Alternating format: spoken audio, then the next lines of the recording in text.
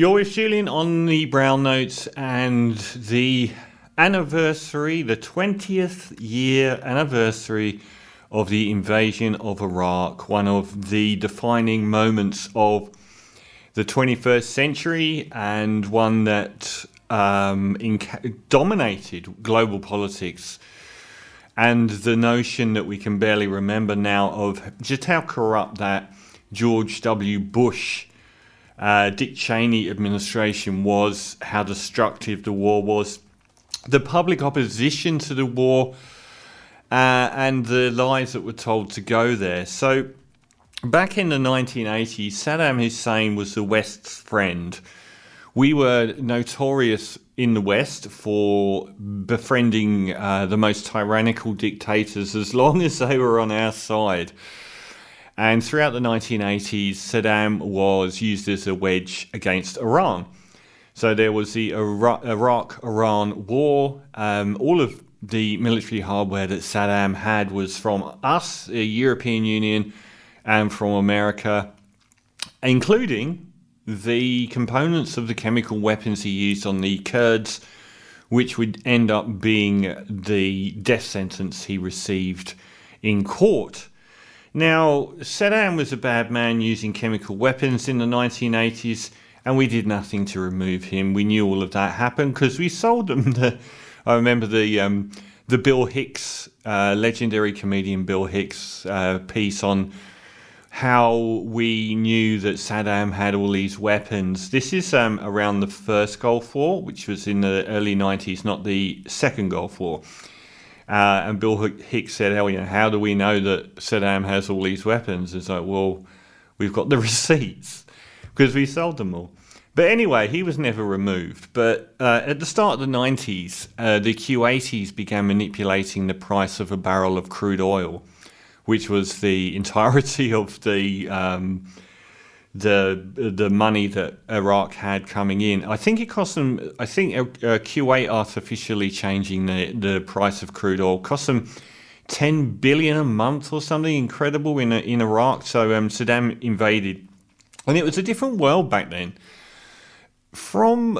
Other than proxy wars in Central America, America had been very gun-shy about going to war itself. And Saddam, believing that America would never follow Vietnam, and given that he had been on their side, made a very cogent call that there's no way that America is going to invade Kuwait and attack Iraq, which is exactly what happened. And at the time, it was a really big deal because there hadn't been that kind of action from America. They'd been involved in the still very underreported Balkan conflict, and also heavily involved in proxy wars, but actually going on the ground with troops. I'm not sure, other than maybe Grenada, which is a very small affair, that America had done so since Vietnam, or at least not in any capacity. So it was a big shock when America went in, and it was a short affair, and at the end of it we let Saddam be. Because the leader of America at the time, George W. Bush, who I believe was an ex-CIA head, rightly said that if we depose Saddam Hussein in Iraq, it would lead to a splintered Iraq with multiple factions descending into dangerous chaos. Which is what happened when we removed Saddam the second time. In between that, for the bit like 10-year gap between that first Gulf War and the second Gulf War, we enacted some of the most cruel sanctions on Iraq imaginable. The United Nations, I believe, said that the sanctions, which included medical supplies, cost around 1.2 million Iraqi lives, and these are United Nations figures, around 500,000 children died as a result of crippling sanctions. None of that was still enough to remove Saddam Hussein. So why did we invade Iraq? And why is that still not talked about? Well, we know it wasn't weapons of mass destruction because the United Nations had had weapons inspectors in Iraq for 10 years, proving that there were no weapons of mass destruction.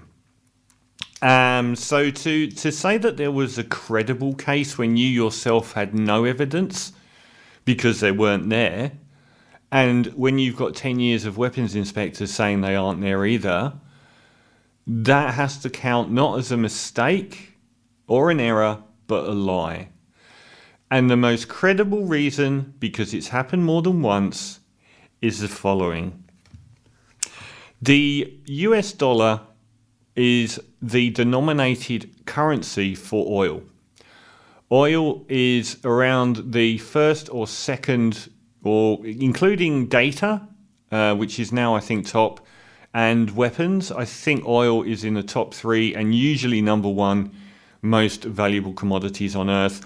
If Saudi Arabia sells $100 billion worth of oil, they get given $100 billion in US dollars. So there's this notion which went round in the leftier corners of the internet that if all the oil producing nations stop selling oil in US dollars, then they would dump all of their trillions of dollars in their bank accounts onto the market, devaluing the US dollar by 40%. Other people have said, oh no, that's not true, it won't have so much of an impact. But you're ignoring the power of hegemony. The power that it states the world's most valuable commodity will be sold and bought in US dollars. So after decades of being a tyrant, this is from The Guardian, I think just before we went in to the war in Iraq. A bizarre political statement by Saddam Hussein has earned Iraq a windfall of hundreds of millions of dollars. In October 2000, Iraq insisted on dumping the US dollar, the currency of the enemy, for the euro. The changeover was announced almost exactly the same day the euro reached its lowest ebb. Almost all of Iraq's oil exports under the United Nations Oil for Food program have been paid in euros since 2001. About 17 billion pounds, so $30 odd million, have been paid for 3.3 billion barrels of oil. At the time of the change, the UN issued a report saying the move could cost Iraq 270 million pounds, about 500 million Australian dollars. In fact, the reverse happened. They made about 200 million US dollars profit. So after decades of being a tyrant and doing horrible things, and even being going to war and sanctions, it was in the late year 2000 that Saddam Hussein said he wasn't going to use US dollars as the base currency for all their oil sales. Then we invaded, and then he was executed. So you can look at a timeline all you want there, because he was a tyrant long before that, and we knew about it. And it only happened after he redenominated his US dollar reserves into euros, which is, you would say, if anyone else has ever done that, they have certainly fallen foul. We went in and we destroyed that country. We absolutely destroyed it, and we did the same in Libya a few years later. What was NATO's violent intervention in Libya really all about? Now we know. Thanks to Hillary Clinton's recently published emails, this is from 2016, it was to prevent the creation of an independent hard currency in Africa that would free the continent from economic bondage under the US dollar, the IMF and the French African franc, shaking off the last heavy chains of colonial exploitation. So Colonel Gaddafi in Libya ran Libya much the same way as Saddam ran Iraq, which was a much more functional society than the one we left behind. One that was much more tolerant of different religions and races and creeds. One where women were much freer to get educated and wear what they want. Both countries we left behind are complete and utter basket cases of sectarian violence, outrageously extreme Islamism, violence, bloodshed, degradation, horror. And Gaddafi had been the main sponsor of international terrorism for a few decades, going back to the 70s, and the Palestinian organizations. Often they were funded or supported by Colonel Gaddafi. None of that caused us to remove him from power. Yet he had been up to his neck in everything that we accused him of the Lockerbie bombing, which again saw some US strikes on Libyan soil, but no attempt to remove him from office. Then one year he comes up with this notion that Africa should have its own version of the US dollar, where all of the oil sold in from an African nation would be bought and paid for by using this Pan-African currency. 2 years later, he goes to a conference to promote this ideal, and I think within about 3 months he was dead. We maintained their support over Libya, and we promoted offcuts of Islamic State who were violently repressing black Africans, who had enjoyed a great deal of tolerance under Gaddafi. And we painted it the other way round. We painted it that Gaddafi was the one doing ethnic cleansing, but actually the people we supported were literally doing ethnic cleansing. And we turned a very functioning, one of the most functioning African nations with some of the highest rates of prosperity, education and infrastructure into a war-torn basket case within months of Colonel Gaddafi attending that conference to promote a Pan-African currency. So those are the reasons why we went to war in Iraq more than any other. There's also the military industrial complex and all of the contracting firms like Blackwater that walked away with billions and billions. But no one's ever paid for this. I mean, the very best you can say is that we went to war in error, on a mistake, and hundreds of thousands of people died and millions were displaced and trillions were spent and a country was destroyed. No one ever paid. You can receive a bottle of wine as a politician in error and lose your job, but going to war, make no bones about who was responsible in going to war. It was the unholy alliance of George W. Bush with Al Gore, who have always been very hawkish anyway, and the Republican neoconservatives, but they couldn't do it on their own. They needed support, and that support came from the facilitator, Tony Blair, and John Howard, and to a degree Silvio Berlusconi in Italy, but mainly Tony Blair and the crumb maiden, John Howard. None of these people have ever apologised for anything they did or the destruction. If we killed 500,000 children with sanctions, imagine how many have died since we invaded.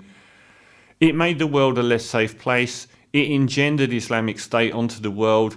It promoted Islamic terrorism like never before. And a decade in, we had the overspill into Syria and Islamic State rising up. Islamic State actually sent people from Libya, from the Libyan conflict, to Syria. And America transferred something like $500 million of weaponry to people that were connected with Al-Qaeda in Libya. And no one's ever paid for any of this. Everyone knows it, but no one talks about it. The people that benefited were next to no one that isn't in the military-industrial complex. It didn't help the world in any way, shape or form. Saddam Hussein and particularly Saddam Hussein was wildly anti-Islamist. Al-Qaeda hated him. He led this secular version of Iraq in the Middle East. He had no truck with them at all, and they flourished when we removed him. So 20 years of celebration, and I guess it's kind of fitting that we're using a militarized version of the West again in Ukraine, whilst in the next bit I'm going to do, China is using diplomacy. 20-year anniversary.